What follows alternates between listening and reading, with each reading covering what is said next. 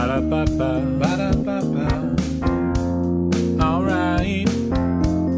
Promoter 101. Promoter 101. Promoter 101. Promoter 101. Promoter 101. Promoter 101. Promoter 101. Promoter 101. Promoter 101.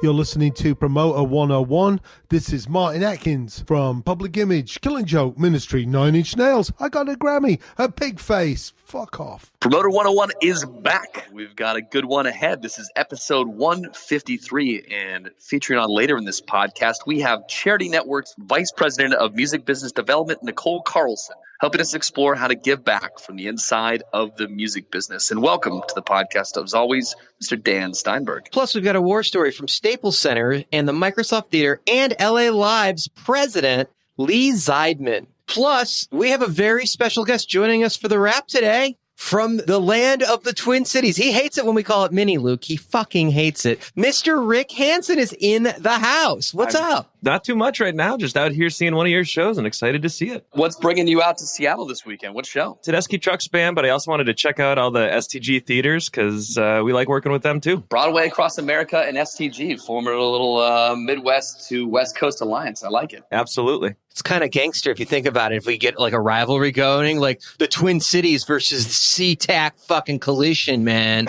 Gangster. You're going to have to learn to sing and dance, Dan. It's like rival wine tasting, I think, is what's coming. You know, it's like, man, you guys don't know how to grow grapes in the fucking cities. Yeah, we do. Just don't call it Mini. Go to your lakes, man. Go to your lake. Good to have you on the podcast. It's good to be here. We're hoping we're making you feel welcome. Anyway, Rick will be here pondering, adding his thoughts and his wisdom as they do in the land of Mini. This is Jason Flom, John Valentino, Jesse Lundy, Dan Smalls, Gino Shelton, David Simone, Ant Taylor, Natalia, Harvey fucking Leeds here on Promoter 101. Promoter 101. Promoter 101. Hey, if you've missed any of the past Promoter 101 episodes, guess what? We've stored that shit on hard drive, uploaded it to the cloud, and you can go to promoter101.net anytime you want and check out any of the past episodes. But may we suggest a special gem we've picked out just for this week, a look back at episode 91.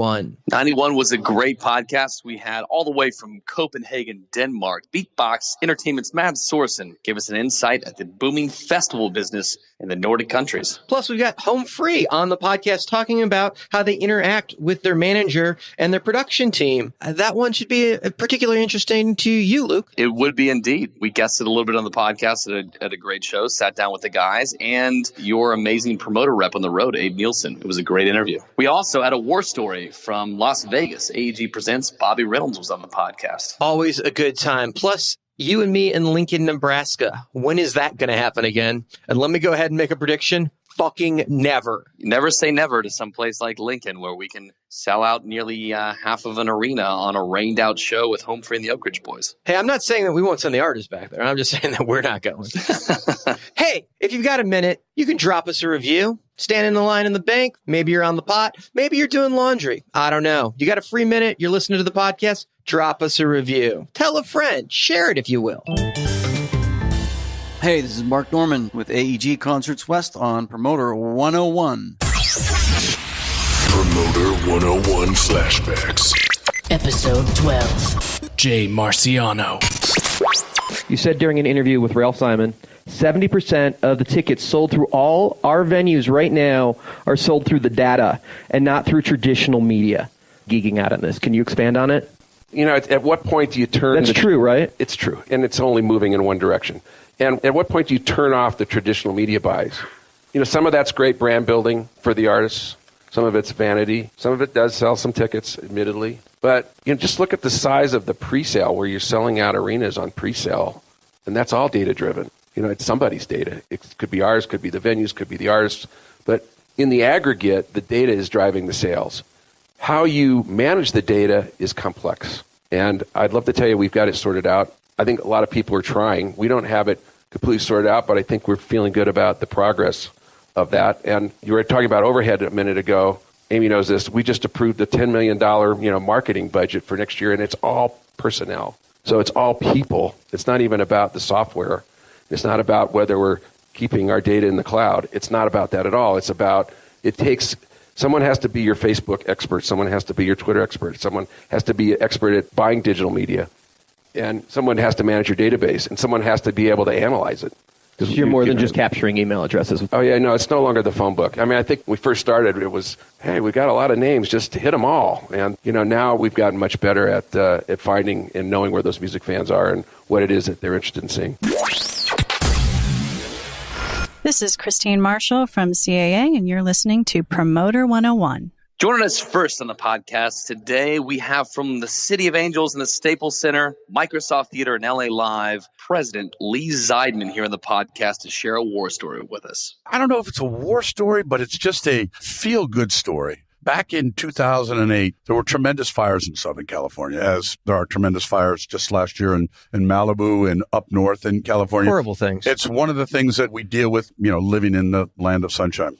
But Garth Brooks decided that he was going to do a benefit concert for the fires in Southern California. And these were predominantly in the San Diego area and hadn't really moved up to Los Angeles. And, we volunteered to host those concerts. Garth Brooks, in 1 hour, sold almost 90,000 tickets. In 34 to 36 hours, we did 5 shows of Garth Brooks. We did a 6 o'clock and a 10 o'clock on a Friday night. And we did a 1 o'clock and a 5 o'clock and a 9 o'clock on a Saturday. And I believe at that time we were the first arena, and he was the first artist to ever do a triple header like that. And I'm not talking an hour performance, 45-minute performance. These were full-on Garth Brooks performances, 2.5 hours. We had to get 17,000 people in, 17,000 people out, get them parked, get the building refreshed, cleaned, and get it restaffed. That's probably, from a concert standpoint, one of the biggest undertakings that I've ever had to do. Flipping an arena, I know it's been done. I know that they're doing it these days for 2 shows. Doing it 3 times, that's going to be so hard on your staff. You're rotating staff at that point, right? Because you're not keeping people in for 3 shows and a lot of... Oh, yes. Oh, yeah. They were there. We're a union. So we're a union building, and, we couldn't replace people in and out. Now, people wanted to leave or they wanted to get out. We would have, obviously, overstaffed and replacements. But it was a true benefit from the standpoint of what we were able to do as a venue and what Garth actually did. Lee's full interview is coming up in just a couple of weeks. It's got to be really inspiring, Rick, being a venue guy yourself, to hear one of the biggest guys in the business talk about, just his viewpoint from where he comes from, right? Because that's the hope, right? To at some point get one of those world championship rings like he's got. Absolutely. It's really cool to hear just the next level up from the theaters to everything else going on. And it's just amplified by a billion in that level. Hey, this is Brian O'Connell with Live Nation, and we are on Promoter 101. Tweets of the week. I hope you're all ready for it, because it's that time of the week. We're going to take a look inside the mind of Dan Steinberg and look at some tweets of the week. Luke, you can look. Just don't touch anything while you're in there. I got it set up a certain way. OCD even applies to the way that your brain is organized, Dan. Just don't touch anything! Let's start with this. When an act breaks their own announced date by posting their tour dates on their own website. This is the best. Somehow we get yelled at by the agency when the dates get linked. But once they realize that the artist was the one that leaked the date in the first place, somehow somebody never ever comes back to apologize that we weren't the ones to leak the fucking show. Why ever admit you're wrong, Dan? That's not the name in this game. How about this one? You said a young artist just introduced himself as a poor man's Jason Mraz. This is a bold statement, setting the bar really fucking high. It's like, you know what? If you think you can have the natural charisma of Jason Mraz on stage and you're going to call it out before people discover it on their own, God help you for setting the bar that high. Indeed. This one was simple. Only 3 words. Returning every call. It's just good business. It's just good business. We'll leave it there. That'll do it for Tweets of the Week. Keep up with Dan on Twitter. He's at The Jew. Hey, it's Brian Penix with NS2 and ABI Management. I'm going to be on Promoter 101. Coming up next in our featured interview this week, we have from the Charity Network, the Vice President of Business Development, Nichol Carlson, here to talk about all the great work that they're doing and to give you all some insight about how you can give back from your side of the music industry. Hanging out with Nichol Carlson, and we are at beautiful Sunset Marquee in Los Angeles, California. How you doing? I'm good, Dan. How are you? I'm doing well. So long overdue to talk about it on the podcast. So I want to start here. Your charity side of the business is so awesome and so underserved. And we should really, really talk about this because we haven't addressed it all at the podcast at all. Any part of the music giving back. And I was at Chuck LaValle's memorial service, and the family had mentioned that they wouldn't have been able to do it without Music Cares coming to the aid of Chuck's family. To have them come in and help was awesome. The charity element that the industry can have is huge, and that's your day-to-day now. So let's start there and talk about what you do. Sure. So I work at a company called the Charity Network. Charity Network is comprised of 2 different platforms. One is called Prizeo,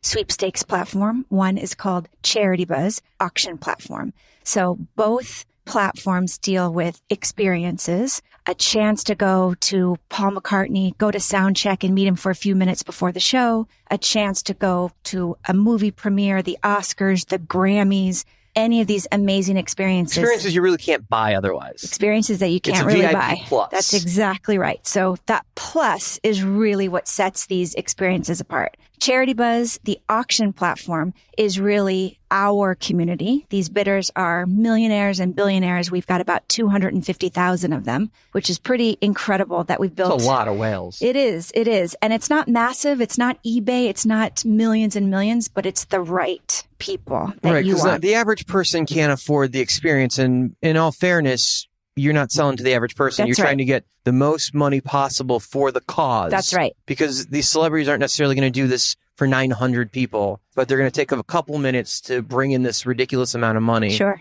And that itself is just uber hard to get in place to begin with. That's exactly right. So that's Charity Buzz. Really nothing for anyone to do except for us. The Charity Buzz team does all the marketing, all the promotion, reaching out to our community. Sweepstakes side on Prizeo is really interesting because that's really for the fans. Okay. So that's $10 in the hat, gets you a chance for these same experiences. And I see the bands that embrace it and have the success with it, see how easy it is for them to raise a ton of money with very little effort and give the fans something fun in return. Who are some of the acts that have been really good on the charity side with you? I think we're on our 5th campaign right now with Dave Matthews. He has been amazing.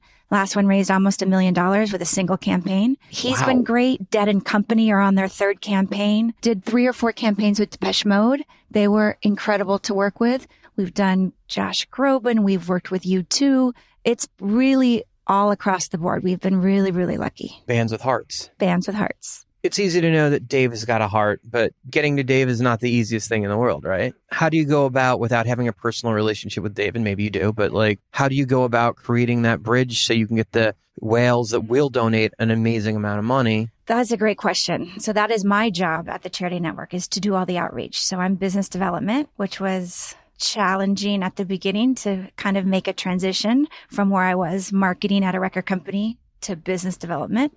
But the idea of each band having either a great team around them that care about charity or a great charity that they're involved with. So sometimes we deal directly with the artist. Sometimes we go through the charity. Okay. So Dave is working with a couple different charities. The most recent one is called Reverb. They're awesome. They're the ones, sometimes they do the outreach. When I talk to the charities directly, I am very curious to know who they have already in their network. Okay. When I speak with the bands directly, I never suggest a cause. That's for them to decide. We'll raise the money, you figure out where it needs to go. That's exactly right. So you got the infrastructure. Yes, we do. We got a big team, New York and Los Angeles, about 55 people. No Nashville, huh? Not yet. Seems like the future. I know, definitely. Country music. You guys primarily in America? Well, we have on Charity Buzz bidders in 110 countries. Wow. The biggest thing we've ever sold was from a bidder in China. He spends about $1 million a year on Charity Buzz.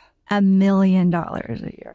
So you have a favorite brand? Amazing. No, he does all of our business experiences. Charity Buzz has an amazing kind of niche of business experiences. And there's sports too, right? Sports is huge. Throw the ball around with Tom Brady, Super Bowl, always every year doing big Super Bowl packages. Sports is big. A lot of the teams work with us directly. A lot of the players work with us directly. We have a great relationship with both the NFL and the NBA, being able to use their marks, which they don't really give a lot. So it's really nice that we have that existing. Okay, tell me about the business thing, because I wasn't familiar. Yeah, the business niche. Some of those experiences. The biggest thing on Charity Buzz hasn't been a meet and greet with Bono, which we've had, or spend the day with Bill Clinton, which we've had, but it's a chance to have coffee with Tim Cook, $610,000. That sort of business experience is very unique because you have to think about the bidders. They're also very wealthy businessmen and women that might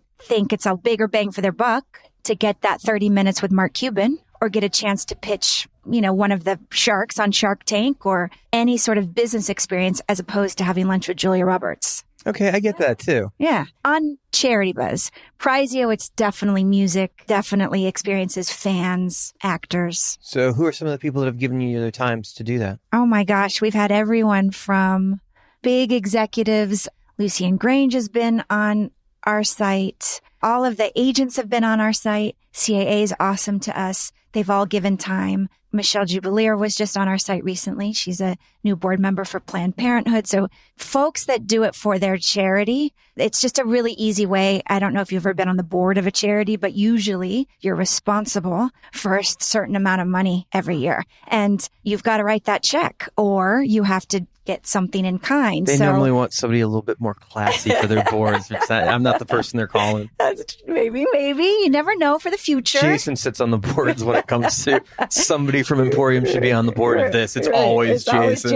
It's always Jason. Yeah, but this is a great way to be able to satisfy that quota. Since we're talking about the whole thing on the charity side, if somebody wanted to give of their artist or they wanted to be able to give of their time or help, how can they reach you and how can they do that? You can email me at Nichol, Nichol, at charitynetwork.com. And we'll have that up on our socials too when we post your stuff. Thank you. All right, now let's go back and talk about the history because the reason you get to deal with the music side of the charity is because you come from the music side of the business. Yes. And your days of the record business and that marketing world were big for you. You developed artists. Yes. When record labels used to care about Remember that in the late 90s? Yes. Columbia Records. Yes. How did you find your way to the record business? Let's start there. Oh my goodness. When I was in high school, I loved music. I was obsessed with music. And my little sister, I would take her and her best girlfriend, Morgan, to school back and forth. When I would drop Morgan off at her house, kind of got to know her parents a little bit. Her dad was a massive, very legendary engineer, Shelley Yakis. And I was so obsessed with just the studio and Shelley. Did you grow up here? I grew up in Manhattan Beach. Okay. Yeah. And Shelley's partner on all of his records for 30 years was Jimmy Iovine. Wow. Yes. Shelley was great to me when I went to UCLA. And he let me be an intern for himself and for Jimmy. So Wow. I did that for 2 years at UCLA. And that's what I wanted to do for my life. And I thought I wanted to be a producer because being in the studio with Jimmy and Shelley and watching them do it. I mean, everyone was at A&M at the time, which it was That's very incredible. legendary. Yeah. I love it. They did Bowie records. They did a U2 record, Bon Jovi records. It was unbelievable. And I was just the runner. But still, But you were it was there. so fun, yes, to take the guitar to Bruce Springsteen's house and go get Phil Collins' throat lozenges. Then I realized there were no women in the studio, no producers, no assistants, no engineer, no one. It was very male dominated. And I think can't think of too many well, female now, producers. There's Linda some. Perry. I mean, now, but still It's- very limited. Yeah. Still. Handful. Yeah. So I guess I decided that probably I didn't. That wasn't going to be a It huge wasn't- runway for you if you no. wanted to develop up. Yeah.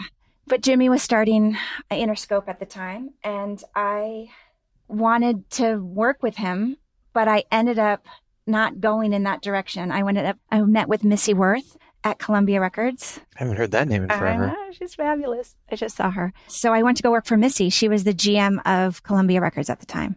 And I finished college for 6 months and worked for Missy at the same time. I have no idea how I did that because I was so eager, so silly. But she taught me everything. How did you get in the door with her? I'm going to probably give Jamie Loeb credit because Jamie was my roommate in college. Really? Yes. Jamie and I did concerts together. And Jamie is so much older than me. 1 year.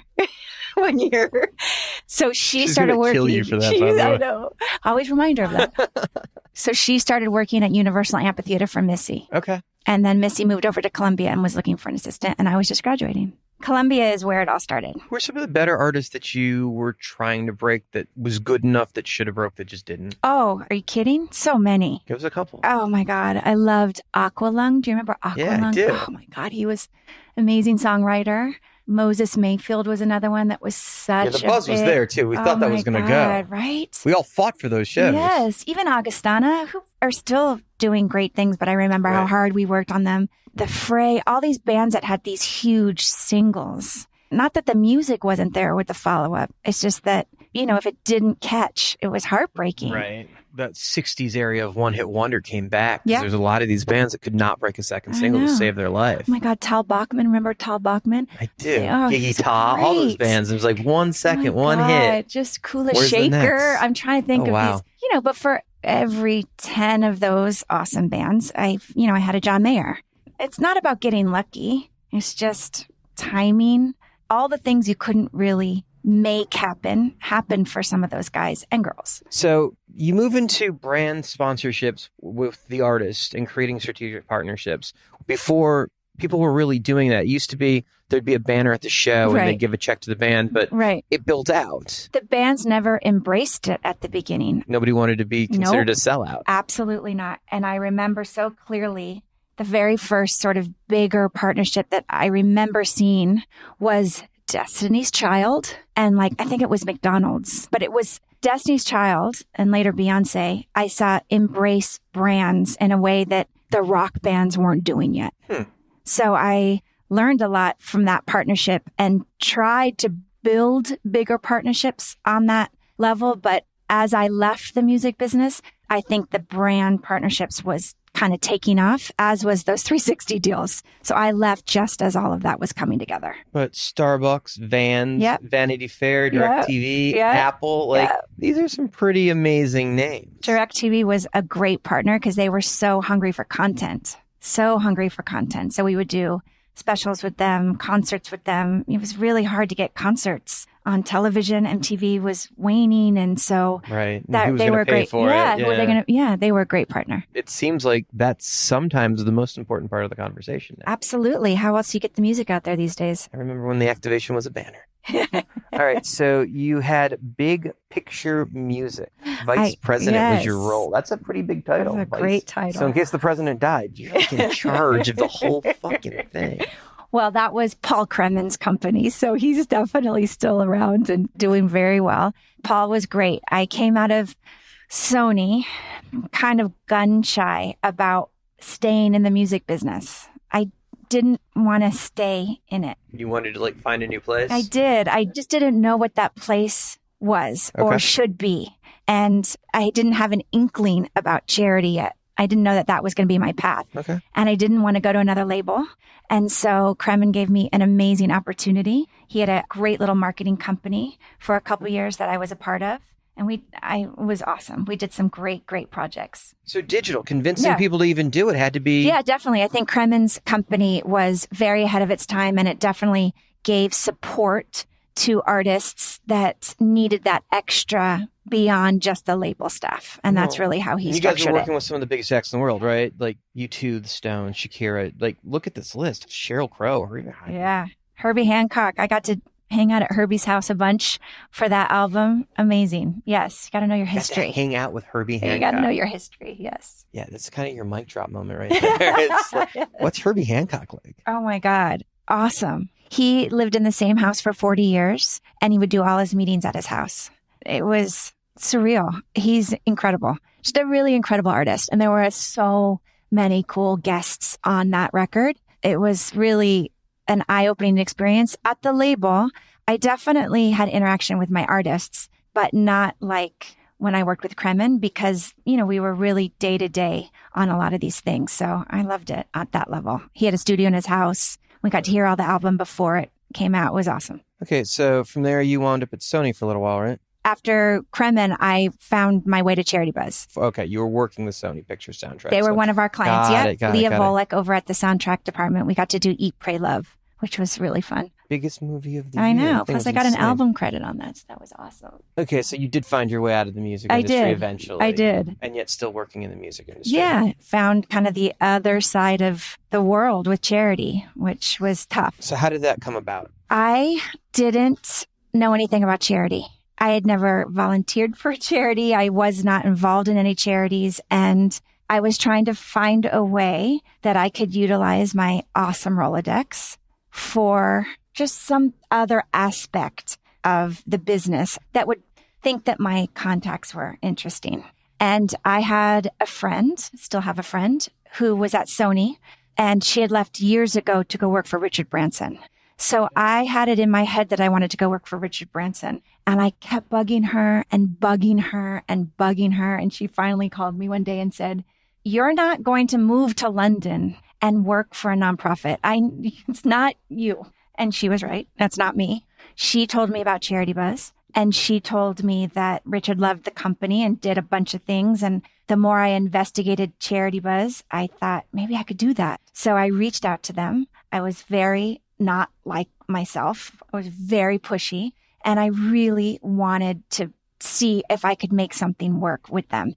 They were a very small company at the time based in New York and didn't have anyone in Los Angeles. And I weaseled my way in and told them I was going to open up all the doors for them in Los Angeles. And I was going to open up the music business for them. It was going to be amazing. And they hired me and I sucked really badly the first couple months.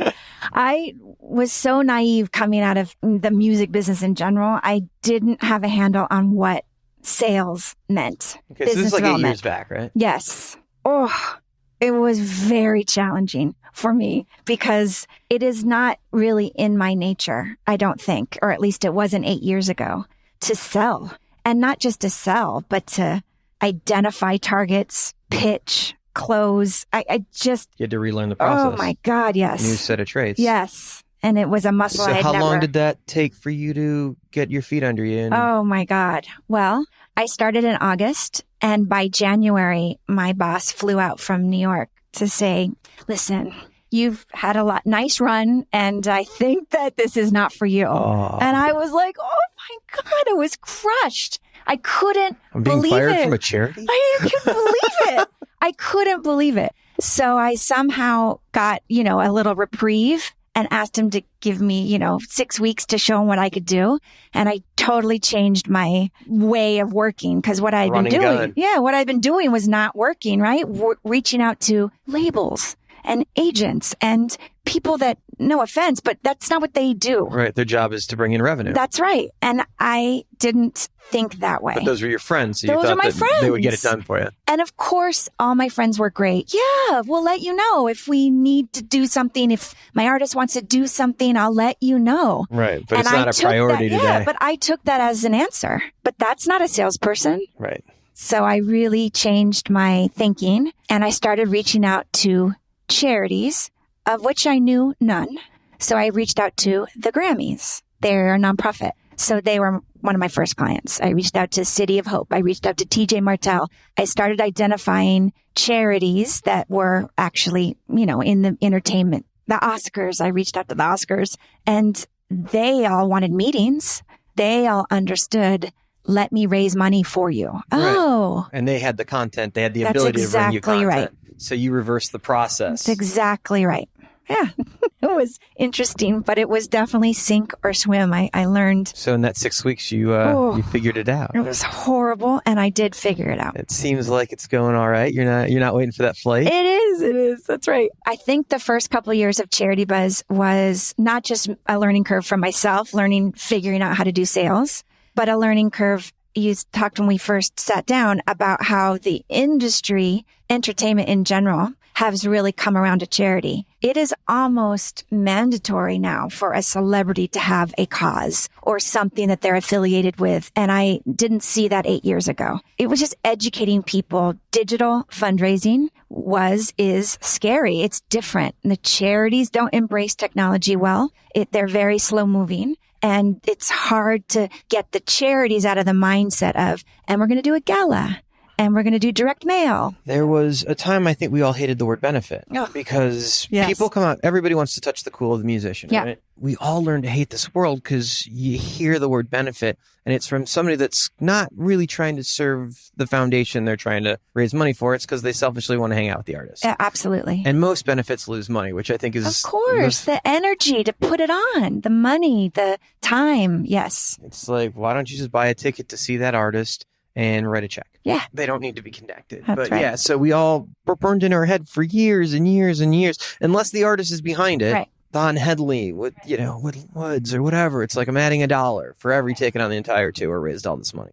If the artist starts there, we'll move mountains. But if somebody else wants to start there, it's just like, why would the artist want to do that? You got to sell them on it. Right. So I think you guys have found a way to change the whole perspective of that because we all just hated the word benefit. Sure. And anytime you talk about charity, it's cringe. But I think that the artists or the teams that understand something like digital fundraising, and of course there's other people in the space, not just my companies, but it is definitely touched on a way to raise more money with less effort. So what's the goal? So about 3 years ago, Charity Buzz was purchased by a billionaire philanthropist named Todd Wagner. He's incredible. He is a longtime business partner of Mark Cuban. They made their money together back in 1999 when they created broadcast.com and sold it to Yahoo for $6 billion. And that was with a B? That was with a B. And in the intervening years, Mark and Todd have done so many things together and still do. They're best friends from college, so they do all sorts of investments together. But Todd really focuses on philanthropy exclusively, and he really wants to see charities change the way they do business. It is the very everything. You can bank online. You can find a girlfriend online. Everything is online these days. But digital fundraising is still only at 8%. It's got such a long way to go. Wow. Yeah, it's incredible. So the idea of giving charities resources on how to be more efficient, raise more money with less effort is definitely the focus of our company as we continue to grow, add other companies underneath the Charity Network umbrella. We purchased a company last year called Global Philanthropy Group. They're amazing. I love the acquisitions in charity. Yeah. It's a space you wouldn't think about. Yeah, and Todd wants to roll it all up. GPG is amazing. They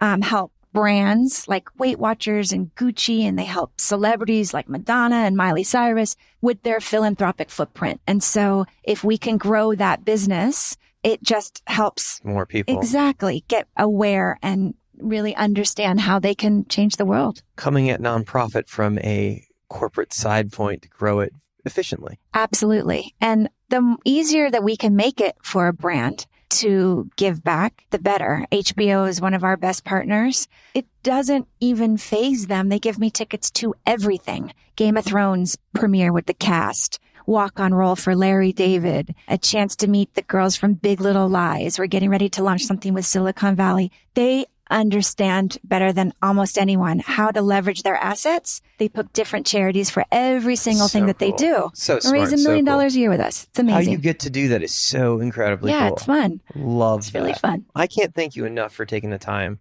and talking to us. Before I let you go, do you have advice for people that want to get involved with charity and like something that they can do easily? Yes. I think that whatever you're interested in, that's the only way to make charity sustainable. If you're passionate about animals, don't volunteer for an after-school program with kids. The more that you can make it personal, the more you'll stick with it. I mean, Heal the Bay has beach cleanups every single Saturday in Los Angeles. You can do something as easy as a couple hours of cleaning up on the beach. Be outside if that's your passion with the ocean. There's something for everyone. You just have to. You just got to find your thing. thing. You just got to find it, because if it's real, it'll stick and it'll really make you a happier person. Nichol Carlson on Promoter 101. Thank you so much. Thanks, Dan. Nichol is just doing great things in an amazingly big way. Thrilled to have her on the podcast to share some of this inspiring stuff. I think we all got to find a way to give back a little bit. And I think Nicole's really leading the way there, Luke. Absolutely. Phenomenal interview. I'm glad that we can explore some philanthropic efforts on this podcast.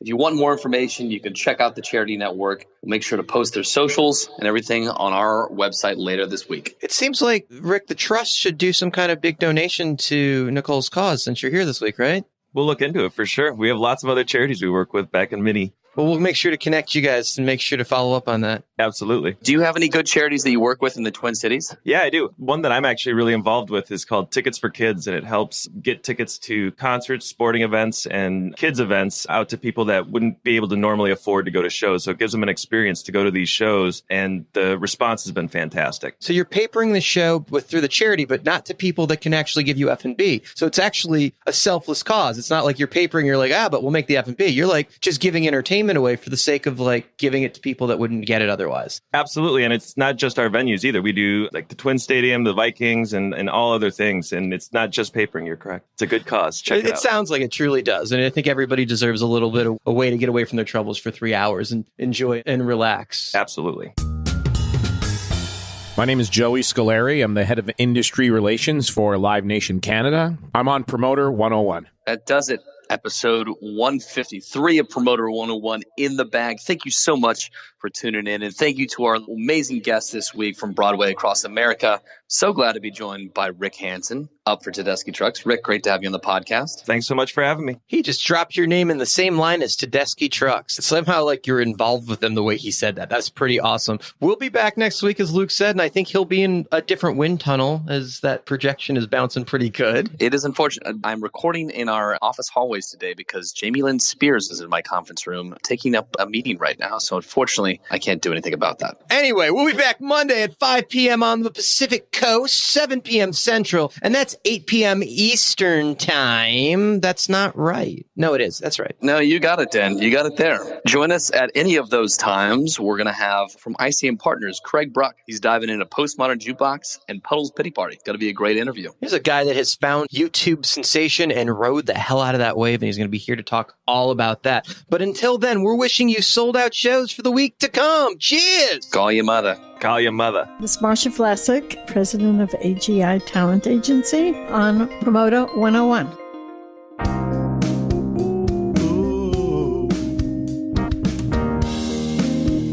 Ba-da-ba-ba.